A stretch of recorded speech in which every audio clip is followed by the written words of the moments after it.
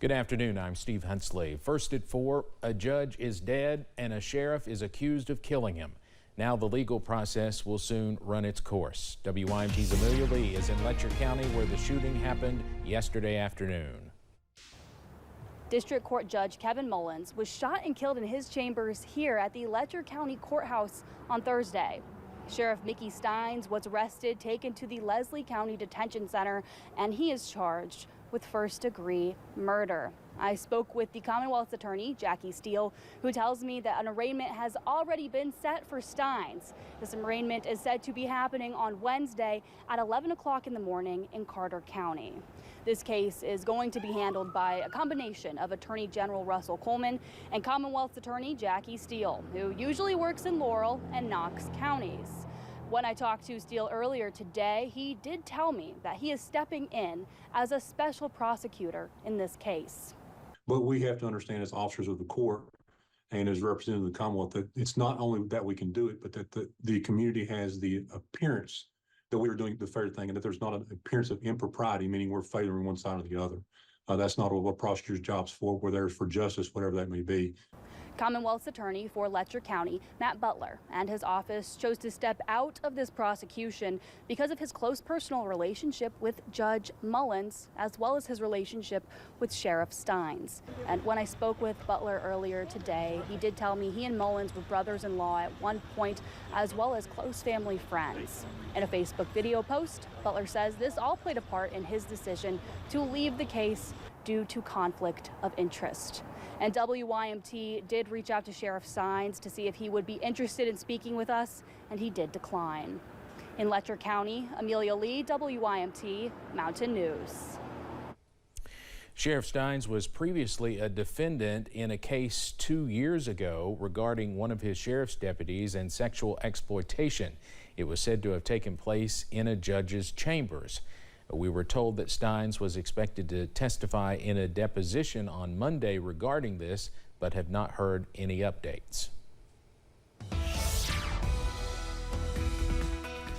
Well, we are seeing a clean sweep on live pinpoint Doppler radar as we start the weekend. There's the latest right now, and you can see all is quiet across eastern Kentucky. We are seeing a few false returns being picked up at this hour. The big story right now, the temperature, unseasonably warm for this time of year, as we're seeing temperatures in the 80s, even low 90s. Jackson's at 90, 91 in Somerset, 90 in Monticello, 90 in Jacksboro, 87's the current temperature in Middlesboro, 88 is the current temperature in Harlan. So over the next 12 hours, we'll see temperatures staying in the mid 80s by the 5 o'clock hour, mid 70s by 9 p.m., upper 60s as we go throughout the overnight hours into the first part of your Saturday morning. Now, when you wake up in the morning, temperatures will be in the mid to upper 60s, even low 60s towards Harlan, Jonesville, as well as Wise. We have a lot of events going on this weekend between high school football, Black Gold Festival,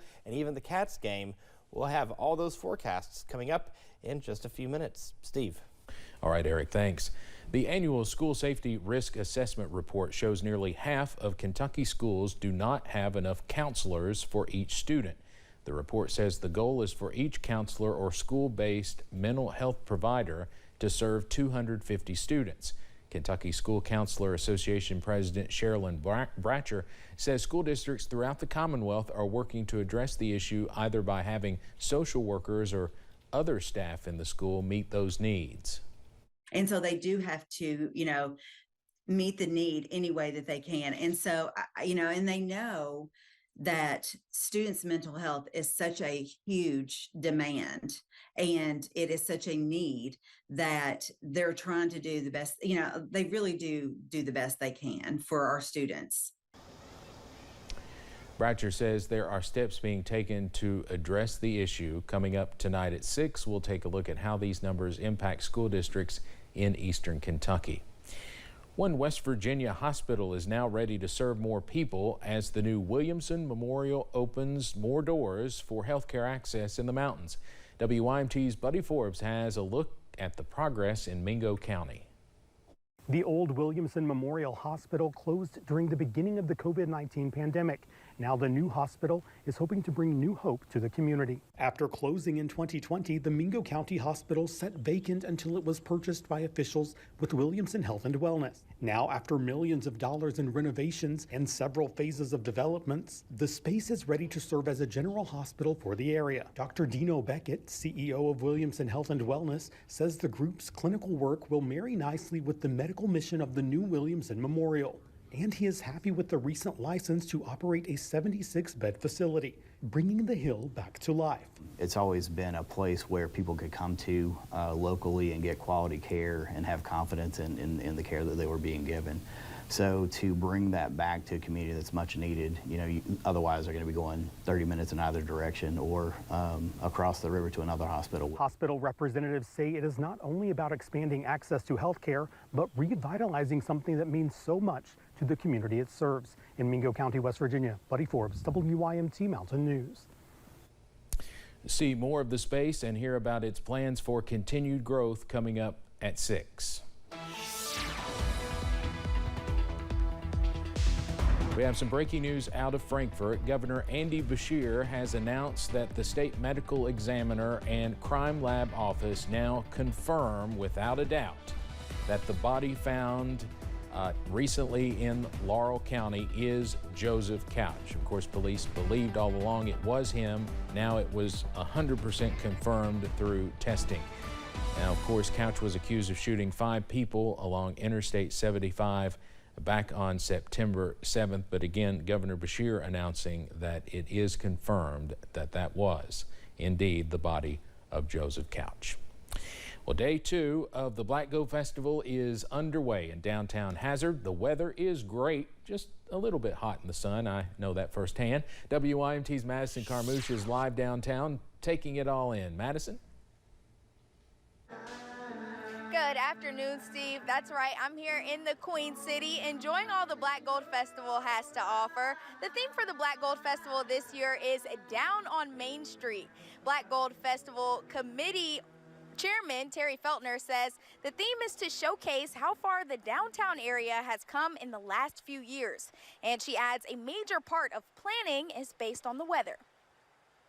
You never know until you're setting up, is this going to work? Is this not going to work? On Tuesday morning when I woke up, I thought, oh no, it's Black Gold Week because it was pouring the rain. But I think it's going to be fine. It's going to be a little warm, but I prefer the warm than the wet. And like Terry said, I would definitely prefer the warm than the wet. But the bright side, if you come out to Black Gold Festival today, there are plenty of options to hydrate yourself. But for now, in downtown Hazard, Madison Carmouche, I'll send it back to you. And it should be a nice evening to enjoy some entertainment. Will Mosley, the runner-up on American Idol, I couldn't think of his name earlier in my Facebook Live, but he's going to be downtown tonight, and Tyler Booth tomorrow. But Madison, will check in with you again a little bit later. Thank you very much. Coming up on First at 4, it's not always easy to find shade in the city, but one